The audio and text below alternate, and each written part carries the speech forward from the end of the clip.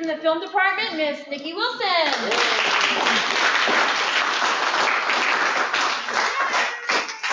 Hi, guys. Question, just because I like to know who is who. Where are the media communications folks? You're the only one, huh? How about creative writing folks? All here, all five. You need to make friends with these guys. Oh, we already are.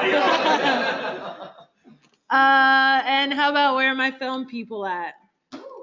Everybody else. All right. Well, thank you, Jamie, for having me, and nice to meet all of you guys. I'm sure I will get to know you better throughout the next 20 months. Those of you that won't have me as an instructor, you are still welcome to get to know me as well. I am the faculty sponsor for the film club. I put that in quotes because it really is everybody from all different degree programs. It's right now simply a Facebook group for networking, and when I eventually have a group of students who want to make it an official club again, I'm happy to facilitate that. I say this every month in this guest lecture, and I have students who look like they're raring to meet up and do some stuff, and then it never happens. So if you guys do want to make some stuff, I am happy to help, and I hope you do take advantage of that.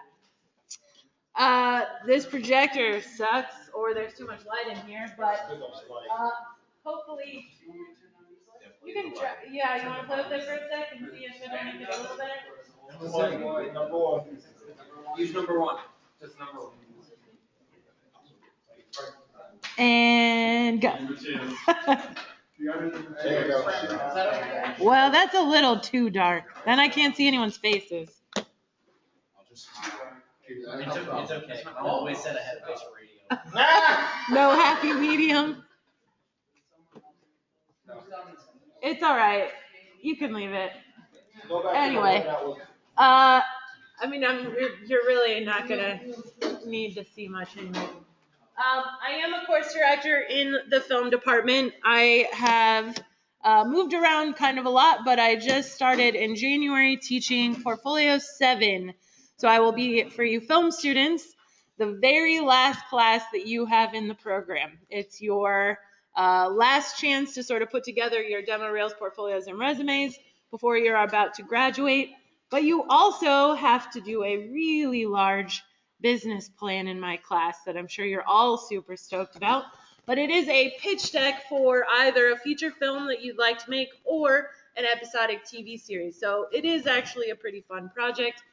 You get to be creative and you get to use something you actually want to create in the real world post-graduation that you would actually want to make happen. So it's a pretty cool class, if I do pat myself on the back myself.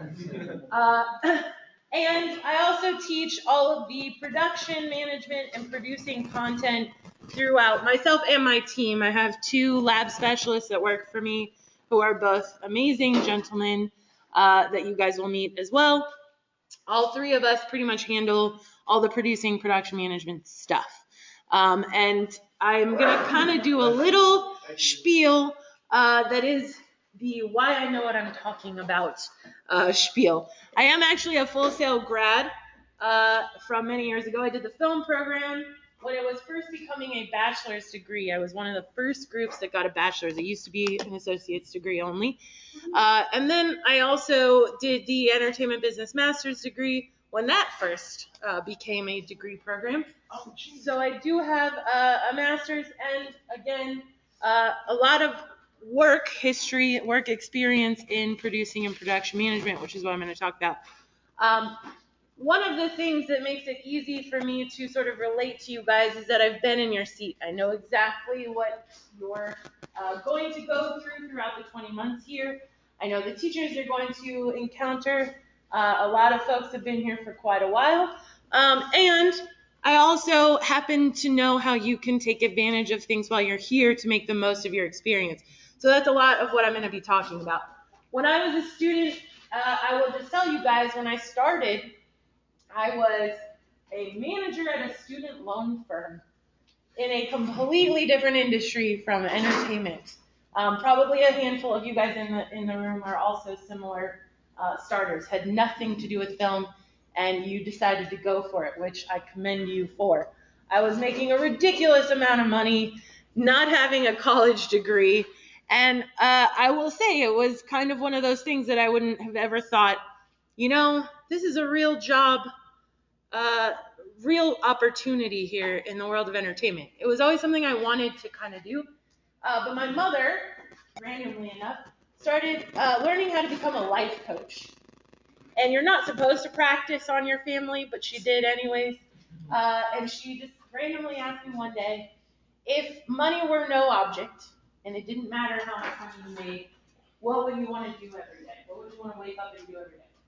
And I was kind of surprised at how quickly I answered that question without having to think. And I said, I want to make music videos and I want to make movies. And she goes, so why aren't you doing that? That's an excellent question. I don't know. And so I started looking into it. And one of the things that you'll find throughout my little story here, I am sort of one of those folks who like to take risks without thinking. So I did kind of leap into film school without kind of a second thought. I quit my job immediately after doing the BTS tour here and started 2 weeks later. So when I started, I knew nothing about film. Absolutely nothing. And probably less than nothing. I did know that it was cool stuff. I liked watching movies. That was about the extent of my knowledge. When I was in high school, I don't think anyone in here is old enough to know what CKY2K is, but it was Jackass before Jackass existed. My friends and I used to do stupid shit like that. So that was it. That was my film knowledge.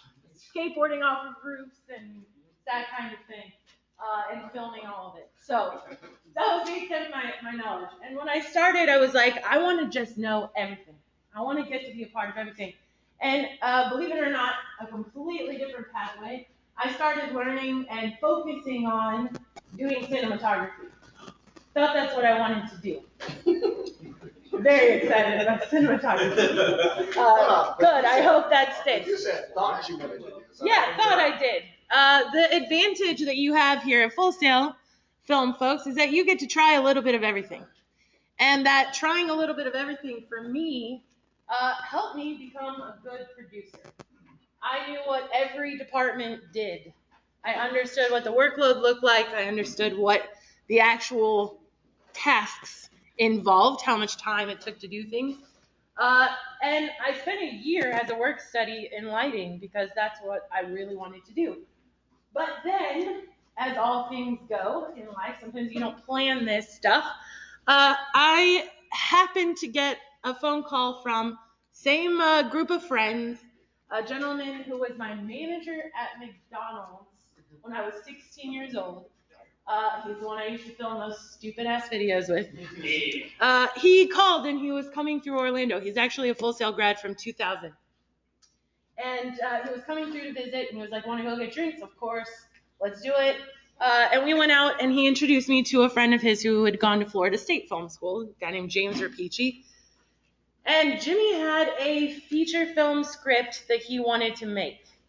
I was maybe in my third or fourth month, so I still hadn't quite gotten to film content, film-specific content. I was still gen eds for a couple of months, as you guys already know. And he said, I really want to make this happen. I've never made a movie before, but I want to try it. Okay, why not? Let's do this. So I produced my first feature film while I was in my bachelor's degree and learned along the way. And it was a lot of work, more than I expected it to be, as you can imagine. And I would honestly venture to say that outside of my course curriculum, doing that particular feature film is what taught me the most. You guys will figure that out.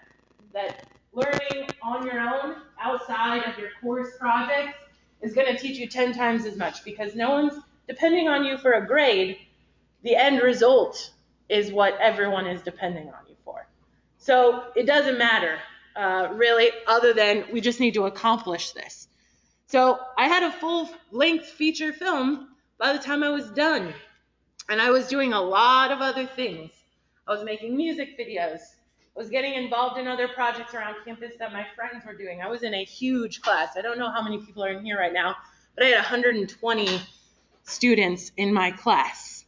Large class. So everybody was kind of doing their own thing, and I got involved in as much stuff as I could. But also, I attended as much of the GPS community events, those panels and seminars. You guys were here for Hall of Fame, right? Did you attend some stuff? I hope you did. I hope you took advantage of that. Hall of Fame is one of the most pretty much incredible. It didn't exist when I went to school here, but you guys really have an amazing, unique opportunity to get to interact with real industry professionals doing some amazing things. I got to live direct some of the panels, and I was honestly distracted by the amazing content and the things that people were talking about. Lost focus a little bit on doing my job. But, yeah. You hosted the mentorship and internship panel, didn't you? No. Oh, you look very familiar with the person. It might have been Ann Waters. She and I get confused sometimes. But yes, I was around for all of Hall of Fame. You might have seen me. So anyway, I took advantage of as much stuff as I could, and by the time I graduated, I had a ridiculously high GPS score. I know that you guys have been talked to about that, the opportunities that can come from it, but I saw firsthand how impactful a high GPS score could be. When I was about to graduate, a company called Bunim Productions, they were here during Hall of Fame if you paid attention, they came to recruit Full Sail students. It's in Los Angeles. It's lovingly referred to as Full Sail Part 2 because they love Full Sail. They come here usually once or twice a year to recruit students. They do interviews. And it was myself and 4 other students who got selected to interview with them, mostly because of GPS, but also GPA was important, attendance, all of that kind of thing. So I got to interview with them. And at the time, I wasn't sure I wanted to go to LA. But they basically said, if you end up in Los Angeles, let us know, and we'll, try to find something for you. They liked me, and that was that. But I finished my degree and wasn't sure where I wanted to go, what I wanted to do. So instead of making a decision, I just started my own production company. And I was doing all essentially short format stuff. Lots of music videos, lots of commercials, industrial videos, which is just a fancy word for corporate, really boring stuff. But you make a lot of money because you just push a button, they think you did something fancy, you hit end record, and voila, corporate video. And you make a pretty good chunk of change for doing those. So I did a lot of short format and all producing, a little bit of directing. I don't like directing. I thought that I was a creative, and then I was like, oh no, I just love logistics. I like producing stuff much better. Still like being creative once in a while, but either way. So about 3 months in, after my bachelor's ended, I decided to come back and do the Masters of Entertainment Business, which had just opened. We didn't have a film Masters, didn't exist until I think like 2 years ago. It's about how long we've had the film Masters. So I started that program on campus, and about 6 months in, I had the opportunity to stop in Los Angeles. I had never been before. I was on my way to Hawaii to visit my mom for Christmas. She lived there. And I stopped in LA. Is anyone from Los Angeles? Anyone been to LA? A couple of people. So I don't know if you had the same experience as me. I'm from Omaha, Nebraska. Not exactly film town. And I stepped off the plane and was just completely blown away. You see the Hollywood sign once you drive a little bit. Everyone thinks you can see it from LA. No. But I was like, why don't I live here? This is amazing. I only spent a couple days there and knew that's what I wanted, where I wanted to be. So again, like all things in my life, without thinking, I turned my master's on campus into the online version, packed up all my shit, and moved to Los Angeles. And pretty much as soon as I got there, I was working. I landed on a Saturday night in the middle of the night, and I started working Sunday morning on a show called America's Next Food Network Star. Very exciting. But I will say it was a great intro to Los Angeles. Is anyone here a big Law & Order SVU fan? Oh, yeah. It's my favorite show of all time. I'm obsessed with that show. And I don't know if you guys know this, but Bobby Flay is the host of that show, Food Network star. And he was married to Stephanie March, who is the ADA from Law & Order SVU. And I was guarding the back gate of Frank Sinatra's estate where we were shooting. Someone called over the walkie, "Can someone meet Claudia's wife at the back gate?" I'm like, "I'm right here, guys, I got you." And the taxi door opened and Stephanie March got out. It was a great way to start my first day in Los Angeles. I had to seriously refrain from a freak out. Obviously, it got a little easier. But I did a couple of years of working in reality television, and I'll say I hit up Una Marie when I got there and said, "Hey, I'm in town. I would love to come meet up with you, say hi, check out the production company." And I went there, just had a chat with the HR chick I had interviewed with, and they had a receptionist position open. And I will just tell you, for those of you that are the older students that came from elsewhere, it is kind of a humbling experience to take a serious step down from what you're used to. I was my Siri decided to pop up. It was a serious step down for me because I was a manager at a student loan firm making almost 6 figures, and then to take a receptionist position was kind of intense. But it was the best possible job I could have gotten at that company. For one main reason, I got to meet every single person that worked there, all 300 or 400 people. I greeted everyone every day, all the way up to the owner of the company, John Murray, and I got to know everyone because I helped them with stuff. They require the receptionist do a 6-month contract, so I did.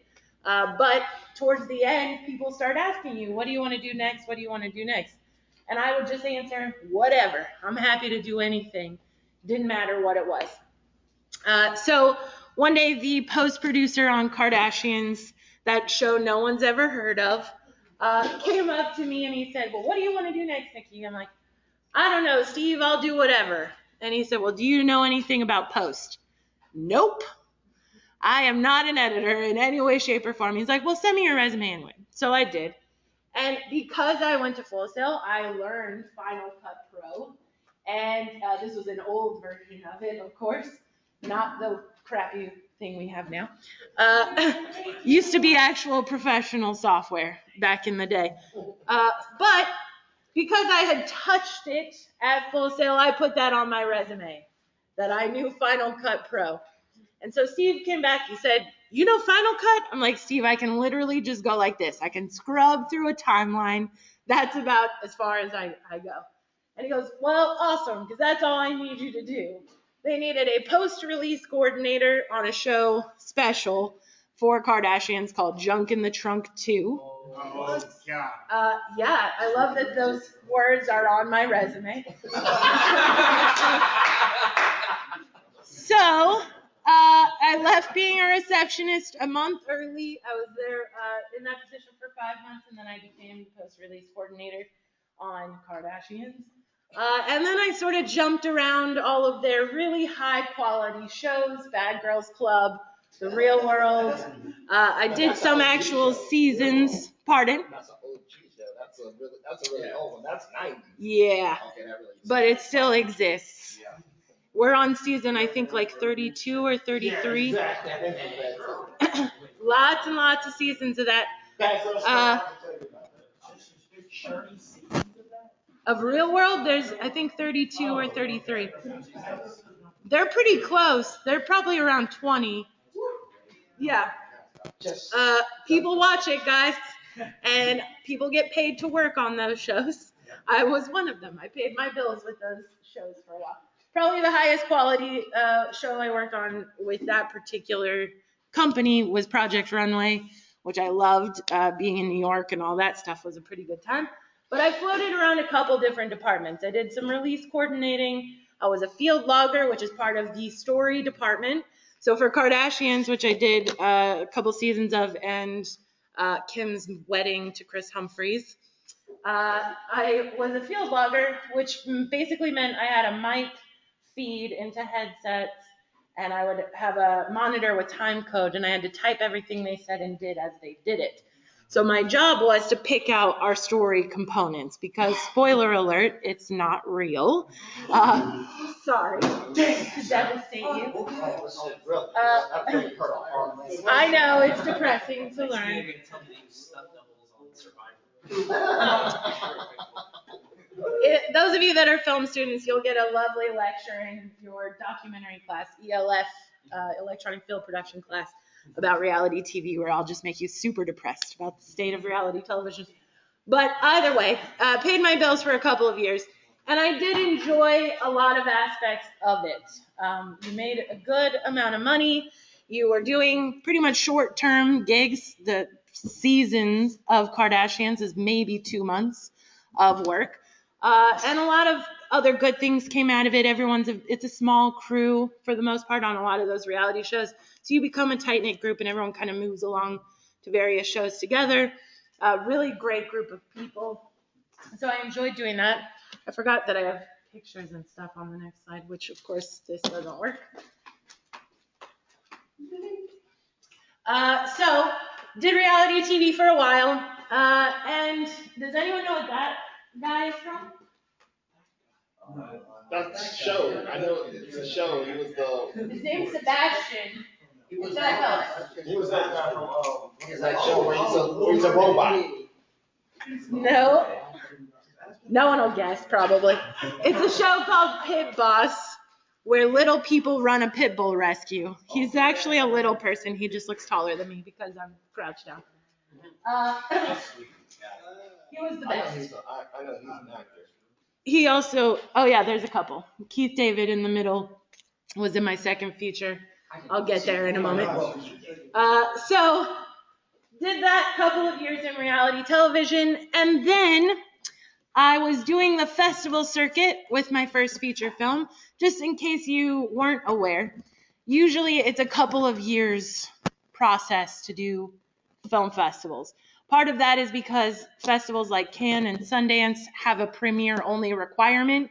So if you don't get in, you submit your film to Cannes and you don't get in, it's another 6 months, basically a half a year before you can enter Sundance.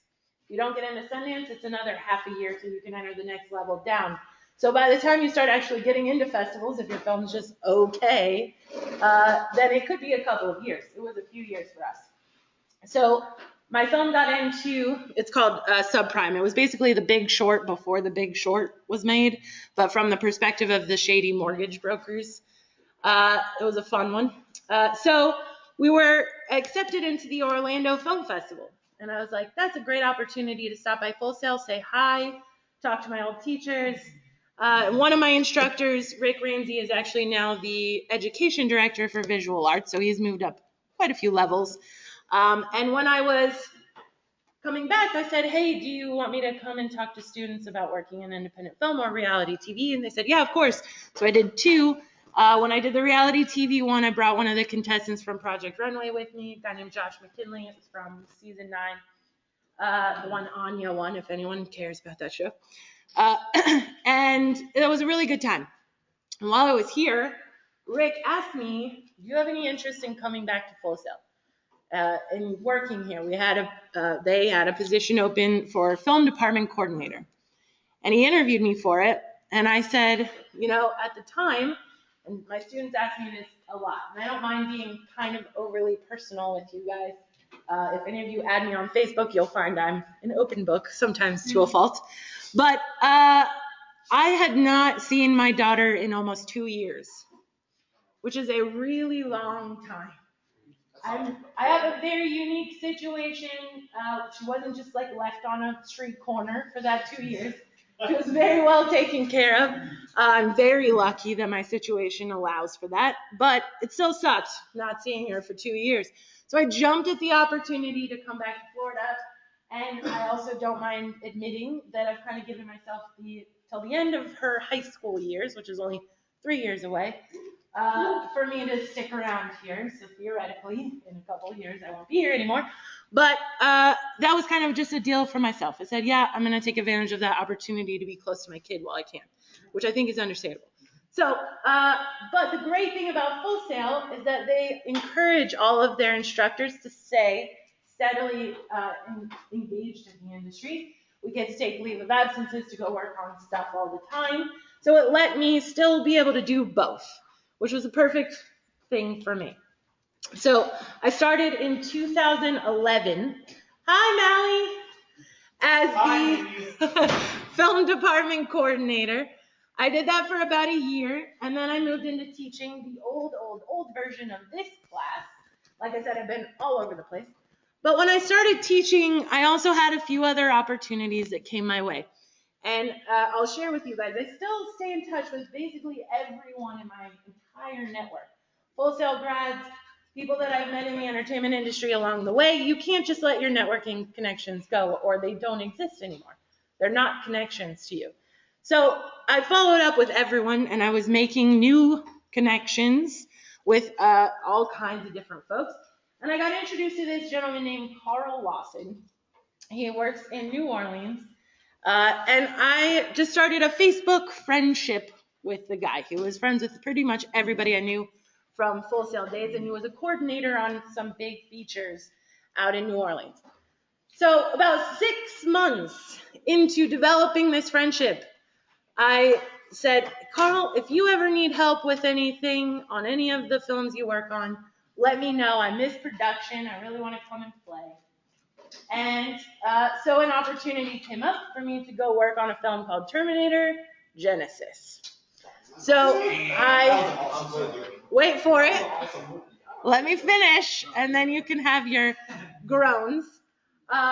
So I got my leave of absence paperwork all together, packed up my shit. I found a room for rent in New Orleans, drove up there, unpacked all my shit, and then Carl called me and he said, Nikki, I'm so sorry, but we filled the female quota in the office, which, for your reference, is completely illegal, obviously, but unfortunately in the entertainment industry is not uncommon.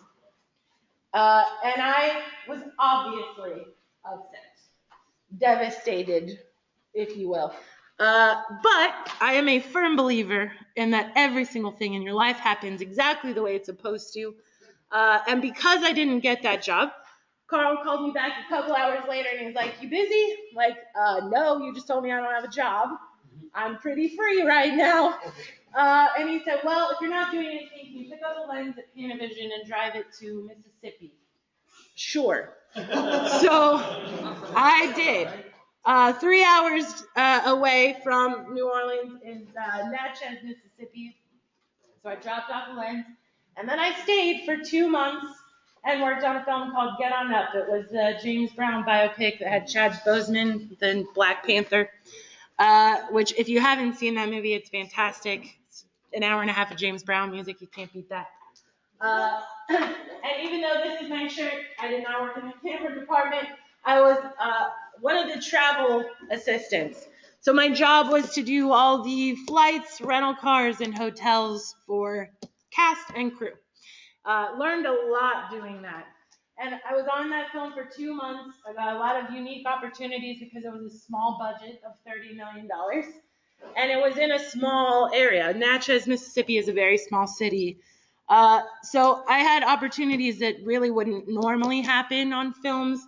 Getting to take Craig Robinson to the New Orleans airport a couple of times, which is a 3-hour road trip with Craig Robinson. Those are life moments that I can't obviously pass up, couldn't have. Black Thought from the Roots, same deal. So I was on that film, getting close to the end of filming, and I was delivering paperwork to the accounting ladies. And I was dropping it off, and I overheard someone say they needed a local in Hawaii. And I perked up, because my mother lives there, if you'll recall. So I said, what island do you need a local? And they said, Oahu. I'm like, funnily enough, I could be a local in Oahu. They said, really? Send us your resume. And a few weeks later, I was in Oahu working on Jurassic World.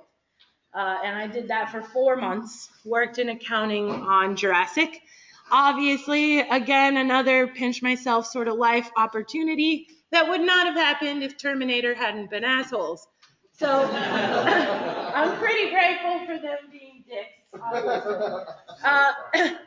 And I learned a lot as a producer, getting to see how money flows in and out on a $250 million budget.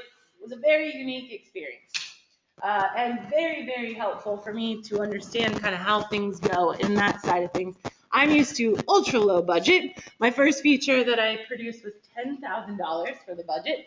So it's a very big leap to $250 million. And one of the stories I kind of like sharing with you guys, one of the weirdest things, they just throw money away. I mean, throw it away.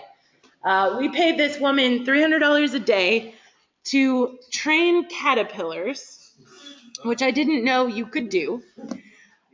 But she kept getting paid this $300 a day, and the scene that needed these trained caterpillars kept getting pushed back. And eventually, I don't know if you know this, the caterpillars turn into butterflies. So we ran out of caterpillars on the island of Oahu, and she had to start training earthworms to do whatever they needed them to do. $300 a day, $300 a day, $300 a day. Then they still haven't shot the scene, and we're company moving to New Orleans for the other half of the film. I had to come back to Full Sail or I wouldn't have had my job anymore. I was at the exactly 6 months mark that I could be out of work on a leave.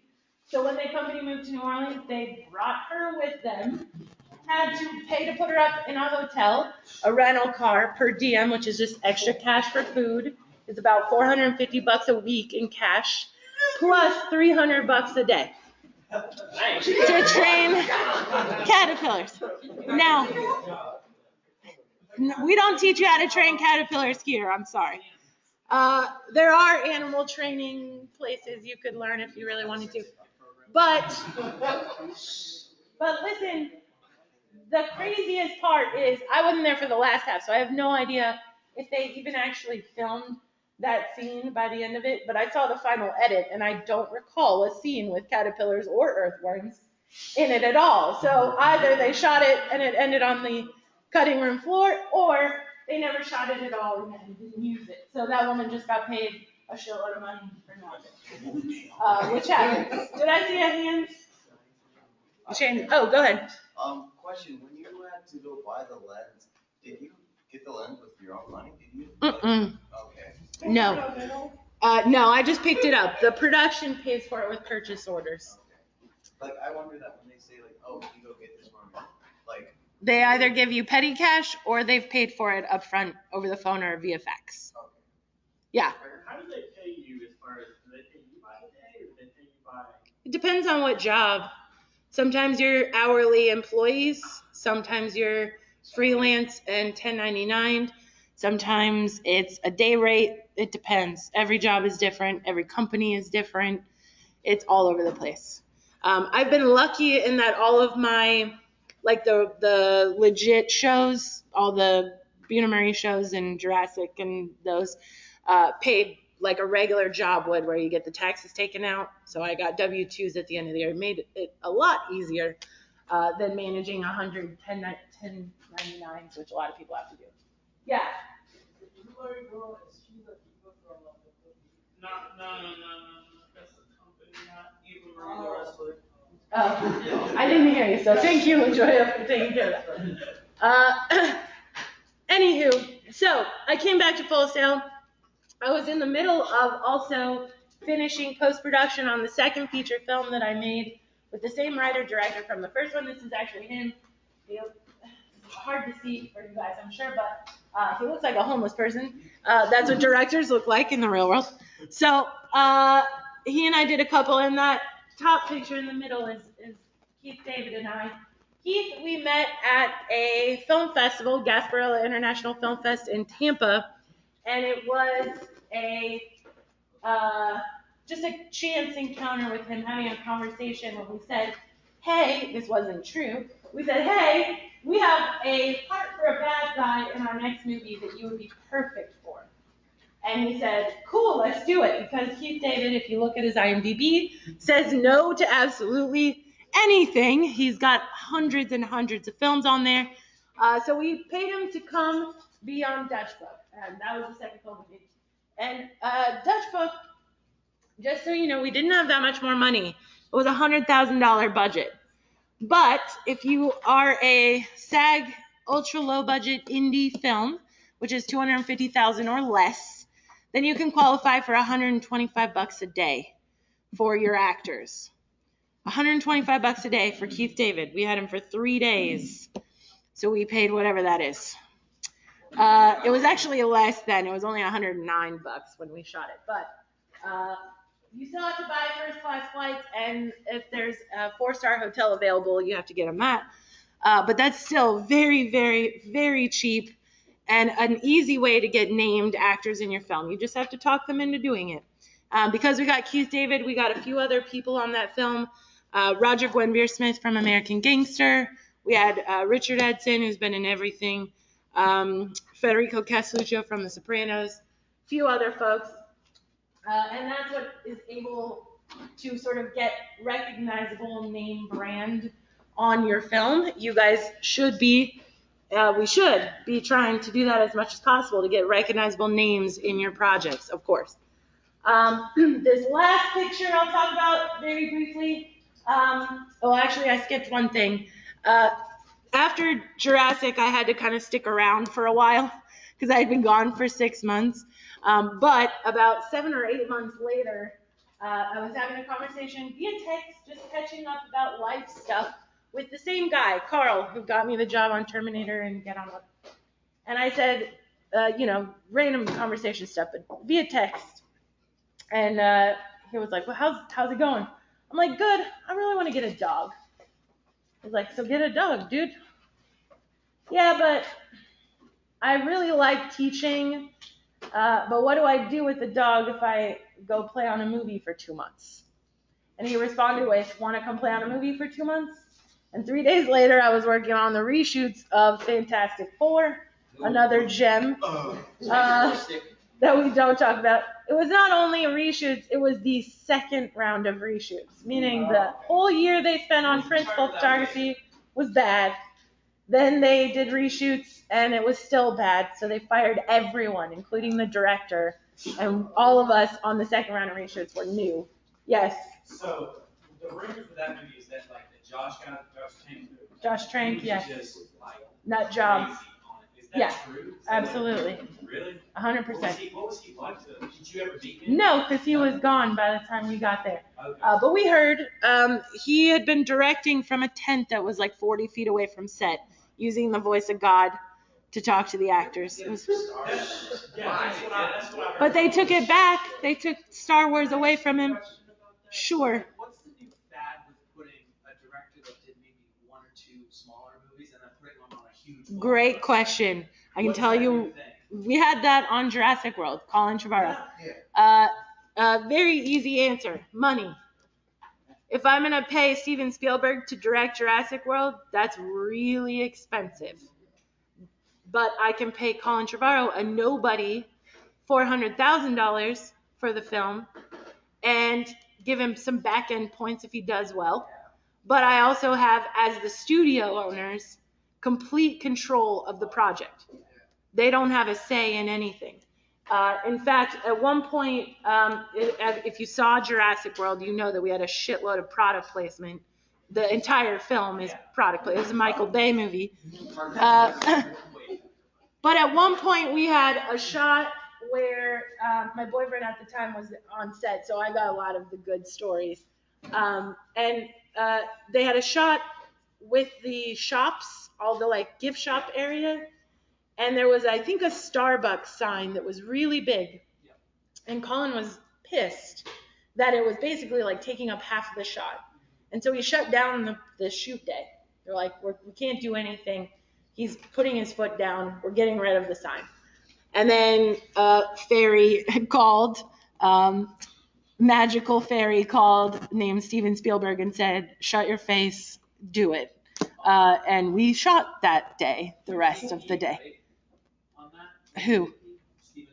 No, he's an executive producer. He did the first 1 or 2. No, I know. I'm saying, was he the Oh, EP. I thought you said DP. I'm sorry. No. Yes, EP. Absolutely. Drinks a lot of Diet Coke. Fun fact. Yeah, and he didn't have say, Colin didn't have say over anything. It's an easy leap. And it's happening a lot more lately because they can save money on the front end, make a shitload of money. Jurassic was at 1.2 something billion. 1.6, thank you. Updated numbers, yeah. So really it's just. Well, that's good news for directors. Yeah, New directors, absolutely. definitely. 100%. It's happening all the time now.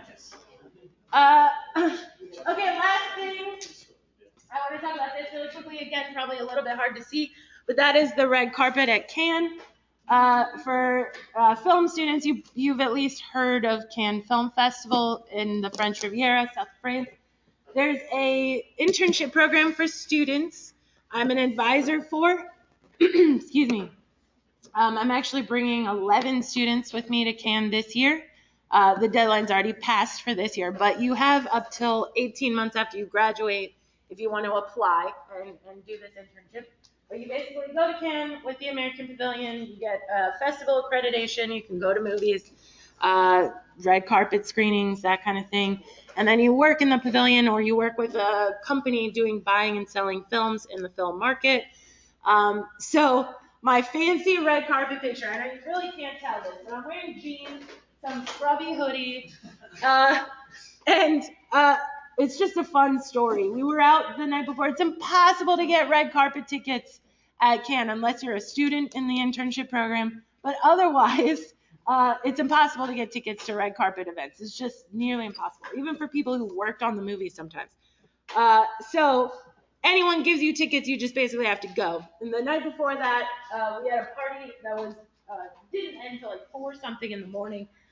And I went home. I got like 2 hours of sleep. I had to be up at 7:30 to go to a mentor meeting. So I literally woke up, grabbed clothes off the floor, threw sunglasses on my no makeup face, put my hair in a bun, ran out the door. And when I got to the mentor meeting, someone was like, "You want to go see Macbeth in the fancy theater?" I'm like, "Yes, let's do it." So that's my big fancy red carpet picture. And Macbeth was beautiful, but it was also a really great nap. So, yes. Now, You're wearing the same shirt in 2 of these pictures. I am. Thank you for your observation skills. Do you not ever wear the same shirt again, Mallie? She has a watch. Now he's one of anything else. I also just said I grabbed clothes off the floor, so there you go. Anyways, thank you for that, Mallie. Hates Mallie. It's literally why. Can you push the next button for me, please, Vanna? To the right. So all right. Thank you. All right. No. Real quickly, Jamie likes for me to talk about adventure stuff. I'll just be brief on this one because I've already talked about a lot of stuff. This is in Bora Bora. I got to go with the Kardashians on their super big fancy vacation. Yes, where she lost her earring. You know that. Everybody knows about that diamond earring now. This right here is the hut that I had to myself. We basically took over the island. It's the best part of film production is when other people pay for your travel. And you get extra money just because you're not at home and they're taking you out of your home base, so you get extra per diem. It was pretty fun time, obviously. I was actually logging. I mentioned earlier that I had to type everything they said and did. I was logging her losing the earring and crying. And I thought immediately to myself, this is never going to make it to air because she looks like a fucking idiot. And, excuse my language. And then magically it appeared in an episode because someone talked her into it, and I'm sure it involved some extra money. Now, did she actually lose that? She actually lost it, and Kylie actually found it Why would you in the bottom of the ocean. Those are like $100,000 $75, I think. Yeah. Yeah. Good times. Mallie. Oh, I'm sorry. Go ahead. Was it loaded? Was it what? Was it loaded? No, of course not. She wouldn't touch anything that's loaned. ever. But she had insurance on, she was Marcus. Yes, of course. Yeah. So, one thing I'm curious about is when it comes to reality TV, like I remember like middle school and high school, I watched like Real World. How much is real? Oh man, that's a Pandora's box. It depends on the show, to be honest with you, but we don't call it scripted for a reason. We call it produced. So in something like Real World or Bad Girls Club is an even better example, because their whole show revolves around fighting. Essentially what would happen is producers, the little interview setups where they're asking them questions they have to answer in repeat the question back to them and have a conversation that way. And then we take the sound bites and use them.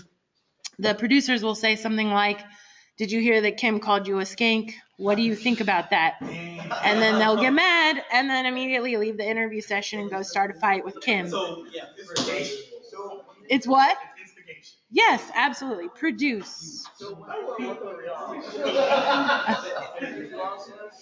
Yes. Are they really just looking for characters, not for Yes. No, it's real people who are going to react. like And there's- this person's gonna be great on TV. Oh, 100%. Yeah. I worked in casting for a couple of shows, including Bad Girls Club. What an experience that was. And it really is people, you look for a couple things. People who are genuine, meaning you're going to get real reactions from them. You have to have some authenticity there or nobody would ever believe it ever, right? So it has to be real people who are going to react that crazy to things. But it's also people who you can tell can be manipulated. So they do a lot of psych evals. They have to be approved. You have to make sure they're not homicidal. They can be crazy, but they can't be murder people crazy. So there's a lot of pieces that go into it. They miss on a couple people. Oh, yeah, for sure. For sure that happens. Yes, go ahead. All right, since you've worked on both, did you prefer theatrical projects more or TV? Good question.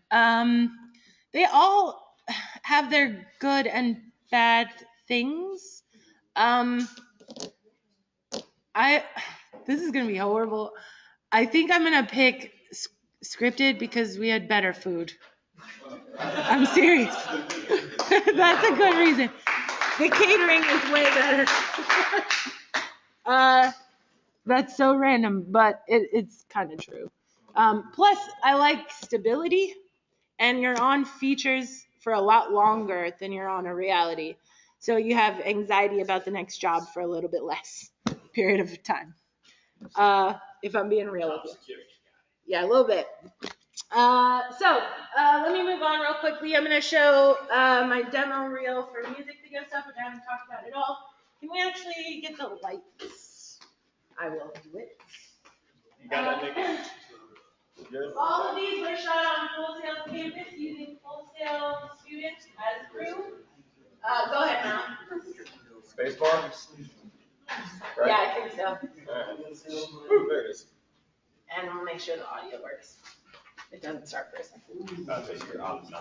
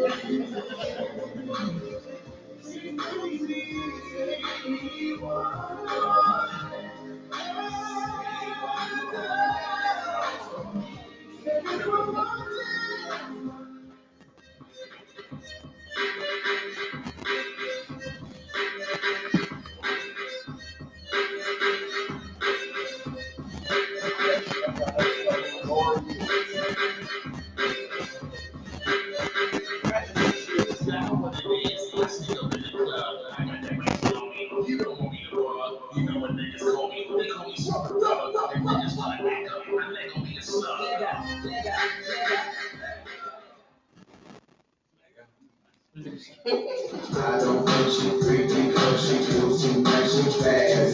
But every time she pick you, she keep acting like she nasty. Standing on my own, without a in a cup. Can't be home alone. And it ain't because I'm drunk. And I can't find on my phone. But I know I can't give up. I'm dancing all night long. But I still can't get enough.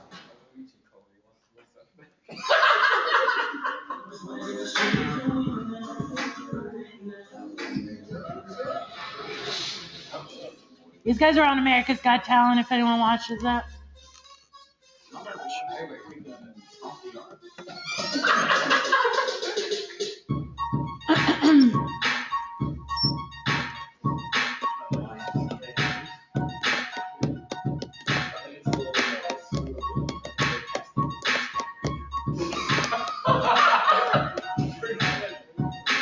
What is so funny?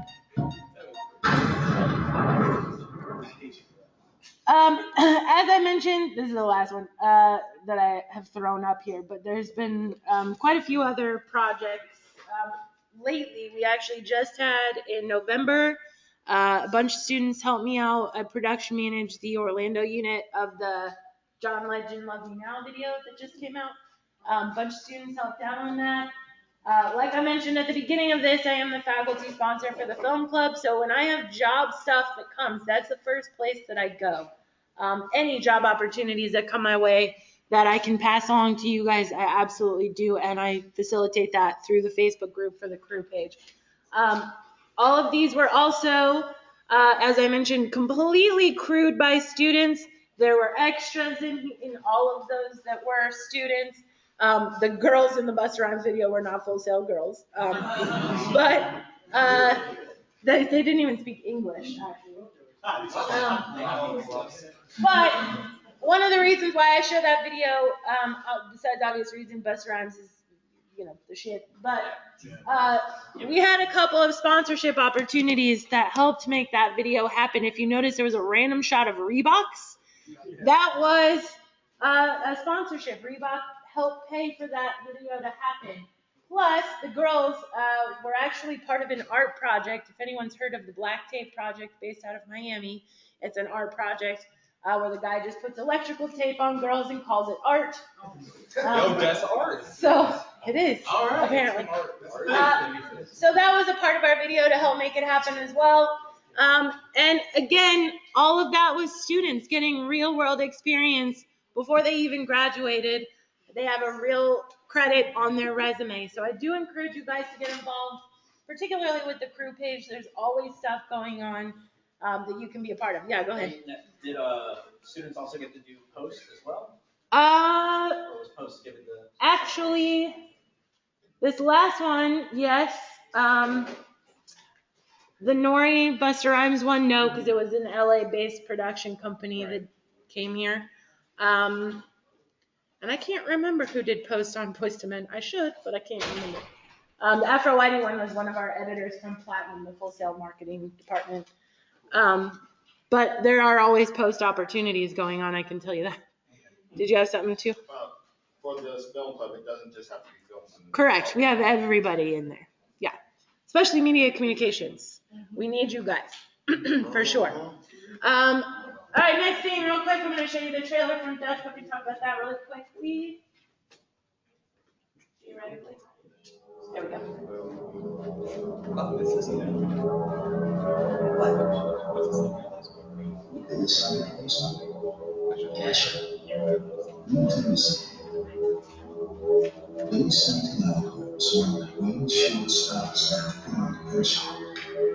It's not debate, it's suicide. One season, one ring. Come back, ring.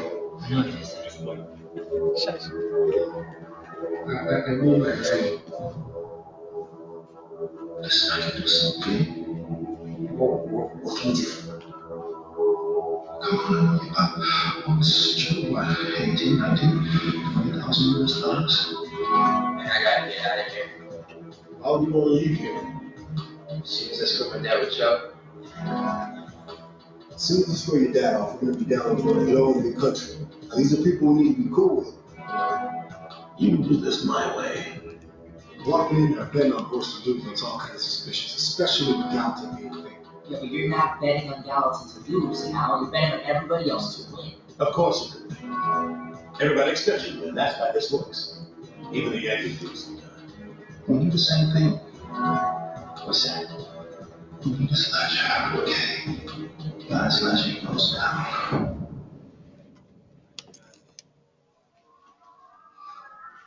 As long as I'm sitting here, you make more money than me. Such a good bad guy. It really is. Damn. So that, Now I wanna see that like I movie. mentioned with the second feature I did with Jimmy. And I wanted to just talk, sorry, eyeballs. Thanks, Matt. Real quickly about a couple things there. I know I already mentioned we paid our actors $125. It was $109 a day. Now it's $125. But a couple other things. We had a total of $100,000 budget. So that goes really quickly if you don't know already. One of the things that we did was Jimmy writes for low budget. We had a trailer. That's pretty cheap and easy to get. We had a dive bar. That was a lot of the set. That's pretty cheap and easy to get. It's something you guys should be starting to think about. Those of you that are going to write for these type of projects and want to make your own stuff, don't write for a 50 Shades of Grey style penthouse apartment that you definitely can't afford with no money. Write for something you can actually accomplish. With that one, with the dive bar, we literally drove around Tampa for about an hour looking at, that's where we're from, this group of guys. We drove around looking for a dive bar that would work for this, and we passed Tiny Tap, the one we're in, and stopped in because it looked like shit from the outside, so we knew it was going to look like shit on the inside, which was good for us and what the story was. And we just stopped in, and with that kind of place, the owner is just sitting around there bartending for the two regulars that are alcoholics, right?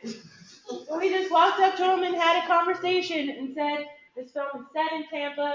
There is no other dive bar that people know of more than Tiny Tap Tavern. We want to shoot here. We want to make this a part of this film based in Tampa. What can we do? And Casey, who is the nicest human in the world, he ended up dating my mom for 6 months. Extra bonus. All right. Go crazy. He told us we could use it for 2.5 weeks that we needed it for free. Nice. And any of the regulars who were hanging out there were just extras. We didn't even have to kick people out. And obviously it was cool for this bar owner. He owned a couple other places around town, but for this one in particular, he was able to stay. Keith David, Roger Gwenvier-Smith, those guys were in his bar. That's a cool thing for him. So it worked out really well for us. And part of producing is that finding a way to talk people into things for cheaper or for free. It's using sales skills, basically. That's what producing really entails. And then also just figuring out how you can make stuff happen with what you have. And there is an art to it, obviously.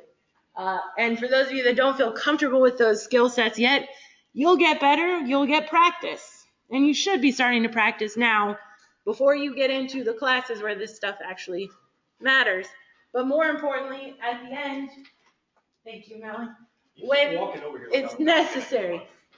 I'm sorry, I keep thinking you're going to walk away from that chair. I was literally about to stand up. Thanks. It's to help you. Just start producing, guys. Whatever you want to make, just start doing it. Thank you. And the other piece, I'm not going to lecture you guys about networking because you already know that's important. But I can tell you 100%, I would not have any of the career that I have now, that I've had for the last 10 plus years, without networking. I got a job from a text message. That's how this industry works.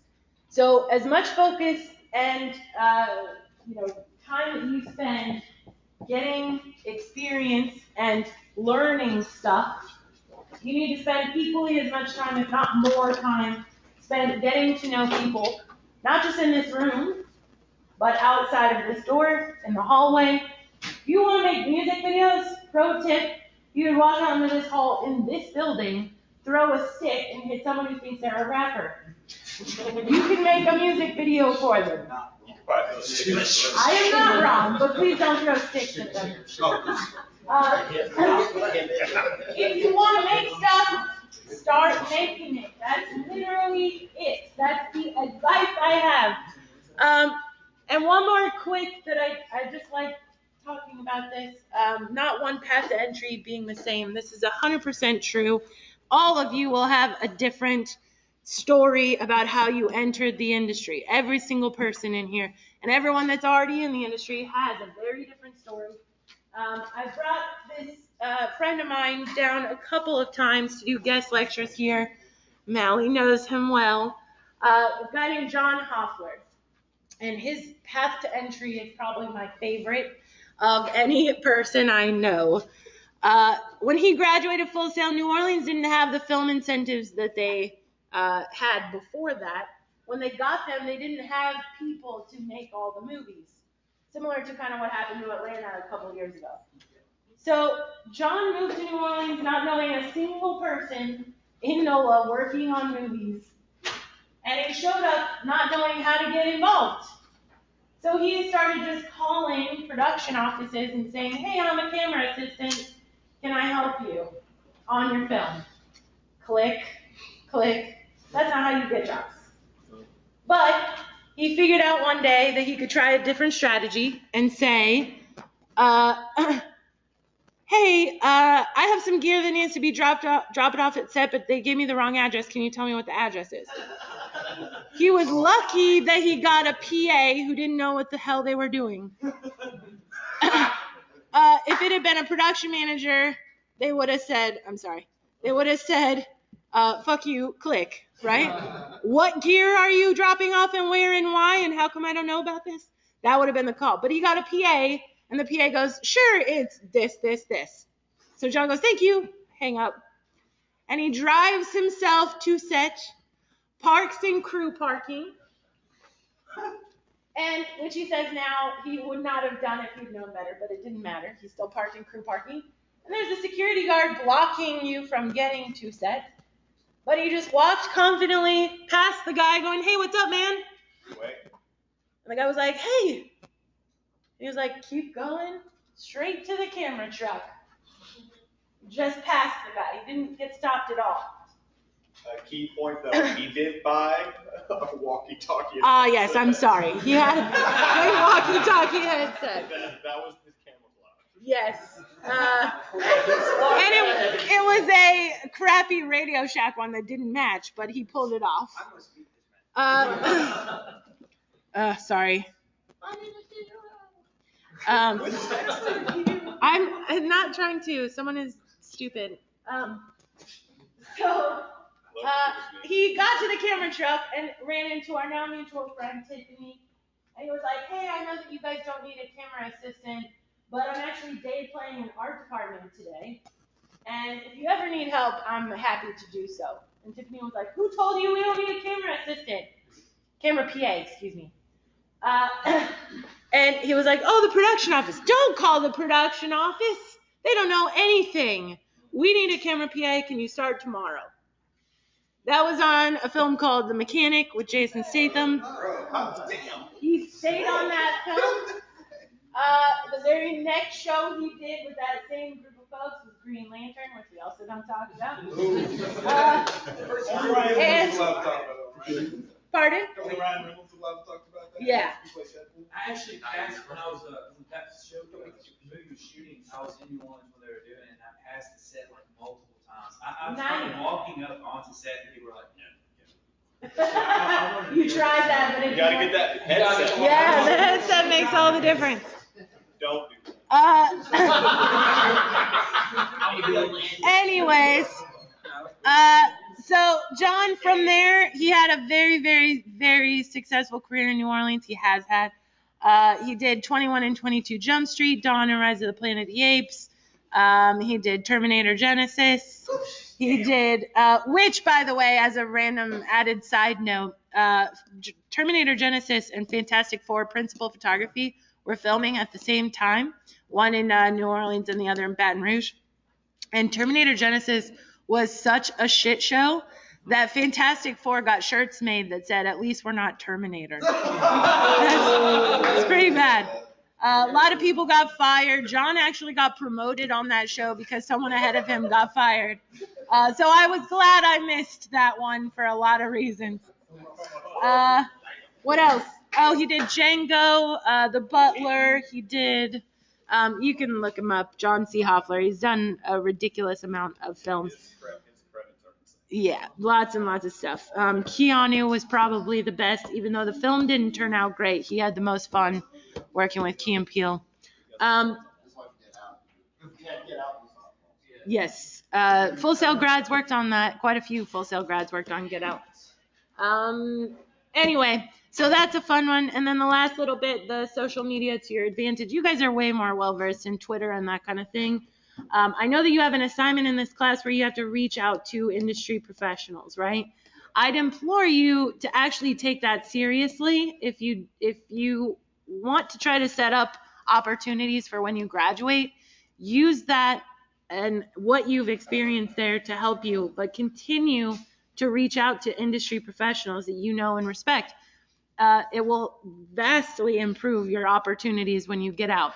It's not a matter of saying, hey, give me a job. You can't do it that way, obviously. But what you can do is say, if you want to be a production designer, find on IMDb Pro your production designer, a favorite movie of yours, find the production designer, email them, and say, I absolutely loved your work on this film. I would love to know how you got where you are. Can I pick your brain? If you approach from that standpoint, most people in our industry are amenable to responding to that. But if you say, oh my God, you worked with Brad Pitt.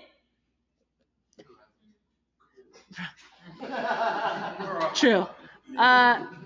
If you care about the wrong thing and you are more concerned about that kind of thing or what can you do for me, then it won't be a connection that works for you. But if you do approach it with, I want to learn from you, I want you to be my mentor, I want to learn as much as I can, just know about how you got where you are.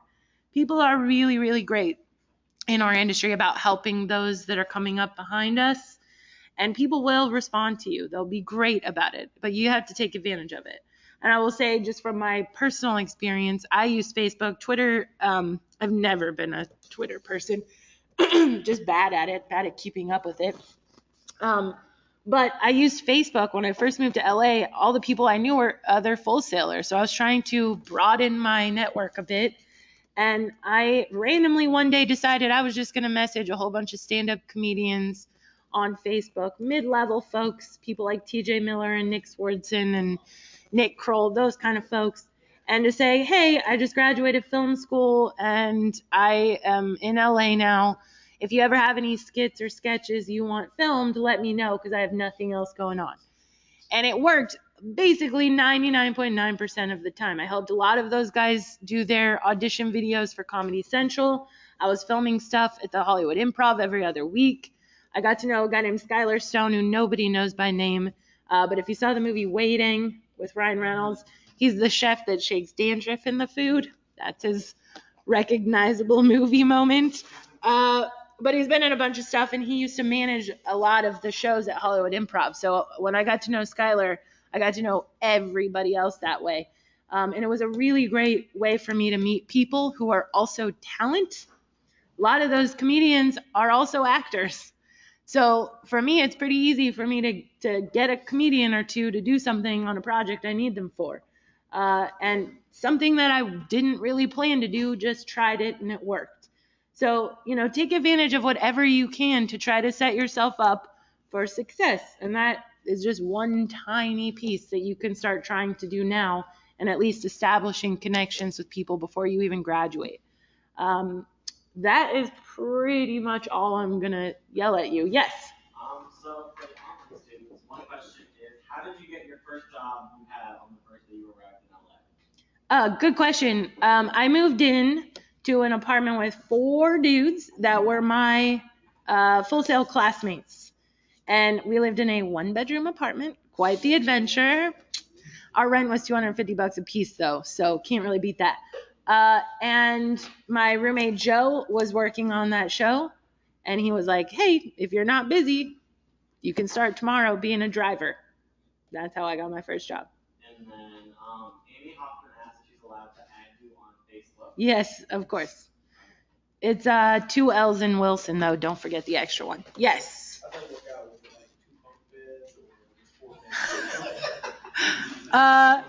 Let's see. Since I already said I'm an oversharer, how about this? I slept in a bed with the gay roommate. Our bed came from a Bad Girls Club house, by the way. That's super fun. Good times. And I don't know. It just happened. And then everybody else was futon or floor. Smart. Good times. Yeah. Well, can I actually, just to follow up really quickly on that, because I actually talked about that in Film Positions 1. Specifically with that, I'd encourage all of you guys to realize that that's probably the best way to do it, especially because all of you, no matter how many people are in that apartment sharing it, all of you are going to be working all the time. We were barely home. You're home to sleep and shower, if you're lucky, for either of those things, by the way. And for a good 3 months, all the guys were on a traveled show, and I had the apartment to myself. So you're saving money, a ridiculous amount of it, while you're just getting established. I highly recommend it. And it's more fun, just an adventure. I got to watch them play video games. I don't play video games. Very exciting. No, probably not. Definitely not. No, but you just don't tell people that, right? And they don't make themselves know. Right. Yes.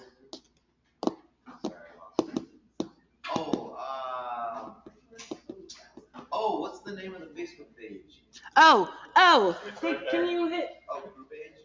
Well, get out of here, Mally. Put it on the next slide. You guys can email me for an invite to the Facebook group. It's N Wilson with 2 L's in Wilson at fullsail.com. If you email me, or you can add that. The email thing is easier because then I know who to add. But if you have Full Sail University on your Facebook page, I'll add you to the group. If you don't, it's hard for me to tell who's a Full Sail student and who's not.